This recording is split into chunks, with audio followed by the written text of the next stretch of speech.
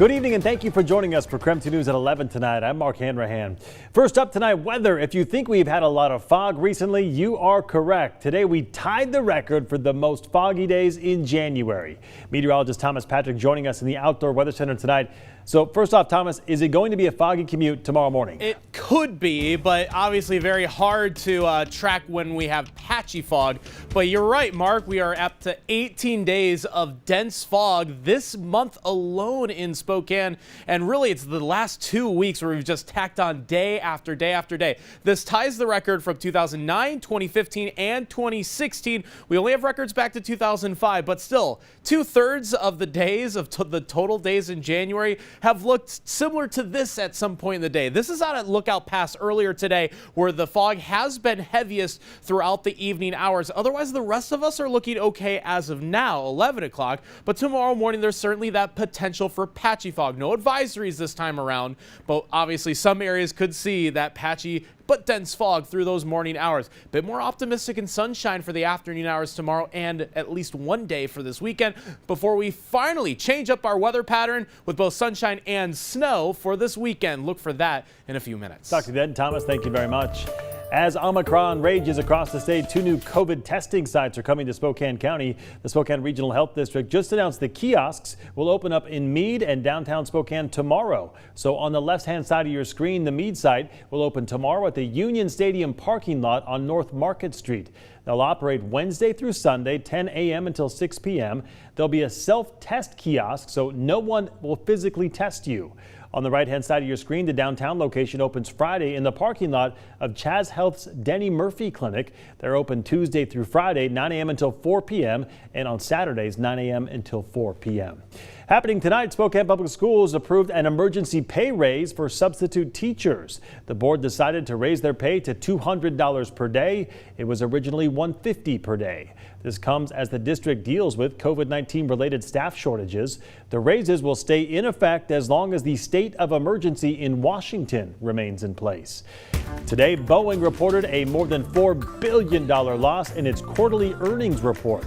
The aircraft maker took a charge of $3.5 billion to cover additional delays in delivering its 787 jetliners and compensation for airlines that are still waiting to get their planes.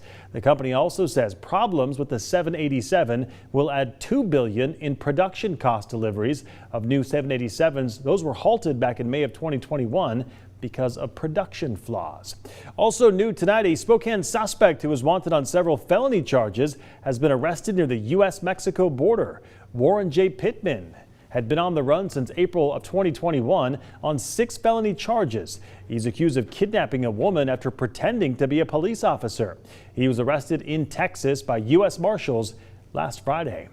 Court documents in the case involving a former Newport police officer shows that he is accused of sexually abusing a family member. According to the probable cause affidavit, Raul Lopez allegedly assaulted a family member for months. The most recent assault happened less than 2 weeks ago.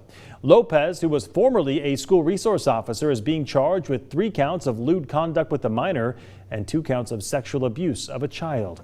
A new attendance policy, a looming strike, and a last-minute ruling from a federal judge. Burlington Northern Santa Fe is rolling out its new scheduling system for its workers, and many of those workers say it is simply not fair. They were preparing to strike, but a judge stepped in, so for now those workers will have to adjust to that new policy come February 1st.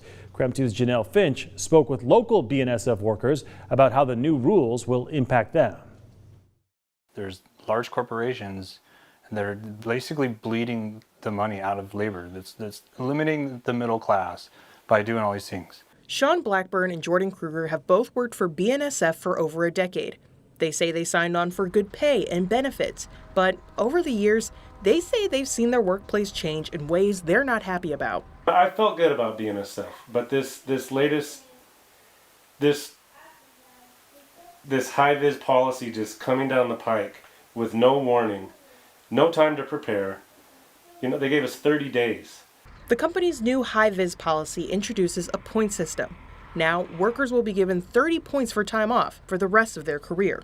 It begins to sound a little bit like a math equation. So let's say Sean wants to take off the Monday after Super Bowl Sunday for a doctor's appointment. Now to do that, he needs to also take off the Sunday and Saturday beforehand because shifts can run up to 30 hours. And he doesn't want to get called on a train on either of those days and miss his Monday morning appointment. So how many points does Sean use? So we got Saturday 4, 7 for Sunday, 9, 10, 11, 12, 13 points off for Monday out of a total of 30 points, right, for one doctor's appointment. And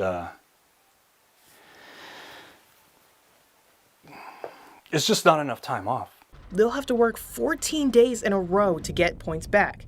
And now they'll have to weigh their options when taking time off. And my kids, they don't understand. How do you explain to them? Well, Daddy can't be home for your game this weekend because Daddy had a doctor's appointment last week. And when it comes to walking away, it's easier said than done. There's a lot to think about as far as a career change goes this late in life. And I'm not the only one. There's plenty of guys that are my age that this is happening to, and they're just going to have to suffer. For a statement on the new policy, and they said in part, quote, BNSF's new system will provide more predictability for our train crews while also providing more reliable crew availability, which is essential to meeting our customers' expectations and the demands posed by the global supply chain. They also said the program is designed to provide ample time for outside obligations like planned vacations, personal days, and unplanned absences that also account for enough employees to be available to work. In the newsroom, Janelle Finch, KREM 2 News. All right, Janelle, thank you very much. All right, now to your night beat for a quick look at the day's top stories. Police across Washington and Idaho are looking for an armed and dangerous suspect. So take a look at your screen. This is 30-year-old Jesse Spitzer. On Friday, a SWAT team in Snohomish County responded to an incident allegedly involving Spitzer. Police could not find him, though. Then on Sunday, police believe he was involved in a different incident in Chelan County. He popped back up this morning after Post Falls police responded to a burglary on Clearwater Loop. Police say Spitzer pulled out a gun and threatened to shoot himself before he escaped. Spitzer is wanted in multiple counties now. He is believed to have shaved his head and is using makeup to cover his facial tattoos, as you see right there. So if you have any information about Spitzer's location, please call the Post Falls Police Department. Their number is right there at the bottom of your screen. This now reminds me again to maybe not keep my earbuds in when I run, or being mindful of what time of day it is.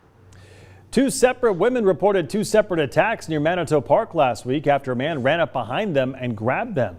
Today, SPD says they have identified a person of interest, but police have not made any arrests.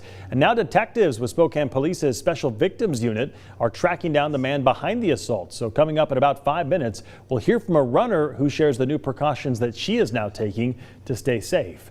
Deputies in Snoqualmie are looking for 5 young men who escaped from a juvenile detention center today. The 5 escaped from a medium maximum security unit at Echo Glen Children's Center. They range in age from 14 to 17. The 5 escaped after assaulting an employee, and they got away by stealing the keys of a blue Ford Fusion owned by the state. One of the 5 escapees is a murder suspect. Others are being held on charges like firearms possession and possession of stolen property. The victim impact statements for the Freeman shooting were put on pause today after 2 days of emotional testimony. The court not in session today. So far, we have heard from students, parents, teachers, and loved ones who were all impacted by the actions of Caleb Sharp now more than 4 years ago. Yesterday, victims confronted the shooter in court. We are expecting to hear from as many as 150 survivors over the course of the next 2 weeks. Testimony resumes tomorrow at 9 o'clock in the morning at the Spokane County Courthouse. And that was your night beat. To learn more about any of those stories, just text us the word night to 509-448-2000 and we'll send them directly to your phone. That was my daughter's room. So she's a light sleeper, so she ran upstairs and my room's on fire. From our yard we could see the flames of the other house, and feeling for the people that aren't as fortunate that we're able to get it out as fast. Police in Tacoma looking for a suspect they believe is responsible for at least 12 fires in the last 24 hours. Those fires, which were spread out over Tacoma and Ruston, were mostly targeting homes. The reports of the fire started at around 7:30 last night and spanned all the way into 3 o'clock in the morning. Tacoma Fire says they believe all those fires are connected due to their close proximity and circumstances. Thankfully, no injuries were reported. In Indiana, a semi-truck hanging off an overpass after it lost control on an icy bridge. Take a look right there. You can see the end of the trailer just dangling off the bridge. Police say the driver did not have any major injuries. President Joe Biden will be selecting his first Supreme Court judge as president. This after Justice Stephen Breyer announced that he'll be retiring at the end of the court's current term. Breyer was appointed by President Clinton back in 1994 and is the second longest serving justice currently on the court, behind Clarence Thomas. All right, don't go to bed just yet. Frustrations piling up. So is the mail. Some Northwest Spokane residents say they haven't seen their mail in days. What USPS says is behind that. Plus, later on in the broadcast, a COVID outbreak at a local prison has more than doubled in the past 5 days. We are back in just 90 seconds.